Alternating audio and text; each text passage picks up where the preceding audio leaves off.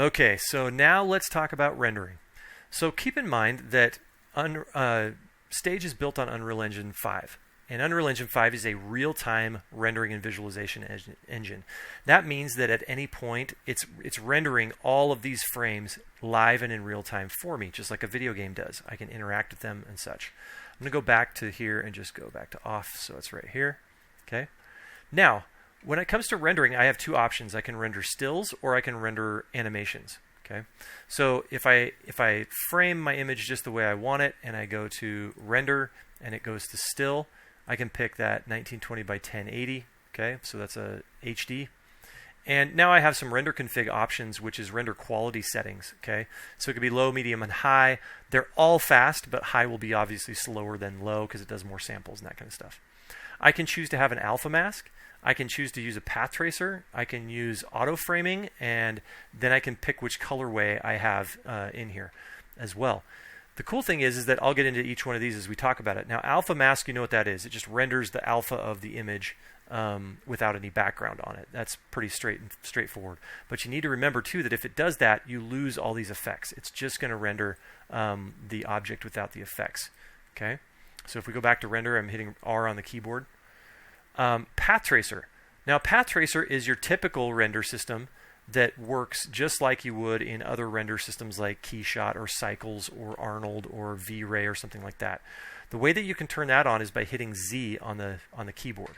If I turn Z on, you'll notice that it goes into path tracing mode, and the progress is right here. Now, it does a denoising sample over the top, right? So as I move it, you'll notice it's path tracing that entire time. It does a bunch of samples, gets rid of those fireflies, and renders your image. So even if I zoom in on this, I could do an image like this and just let it resolve here. Okay.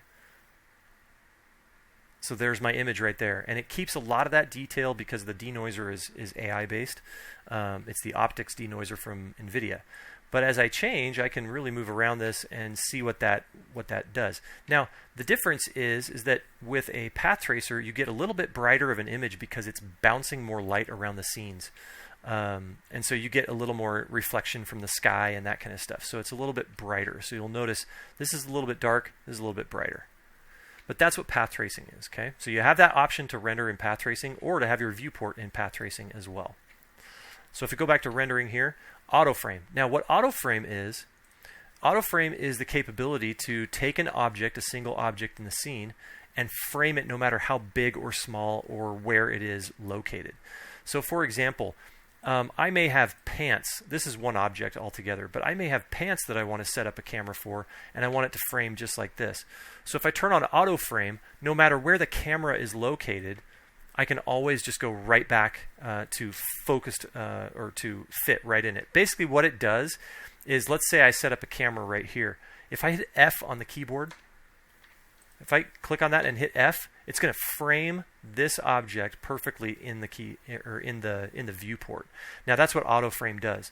And where that's really valuable is when you're rendering different objects with the same camera. You want the objects not to be like floating at the top of the image or the bottom of the image or whatever it is. If you turn auto frame on, it just always makes sure that object is fully framed inside the camera. So really helpful there.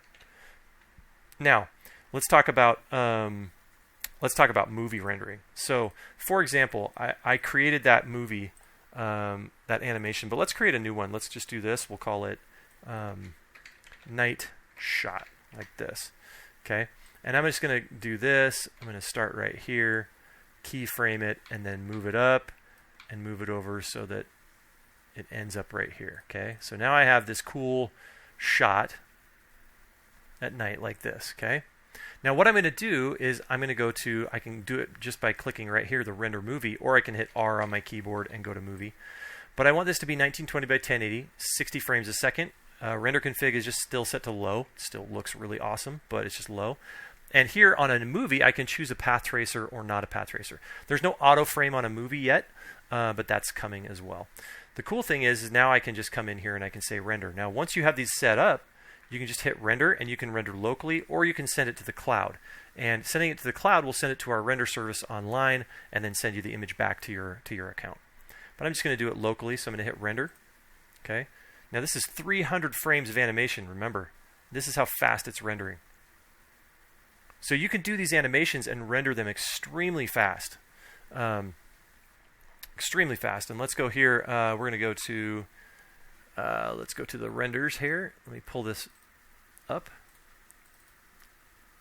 Okay, here we go right here. And here's my render right here. 60 frames a second, HD, super beautiful, looks awesome. That fast, okay?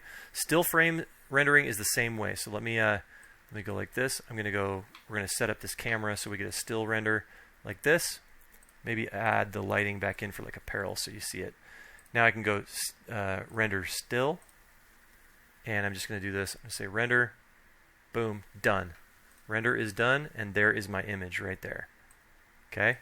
So really quickly and easily I can create very cool renders straight out of Stage. The cool thing is what you see is what you get. That's the whole point of Stage. So if you look at this still, that looks exactly like what I'm seeing in my viewport.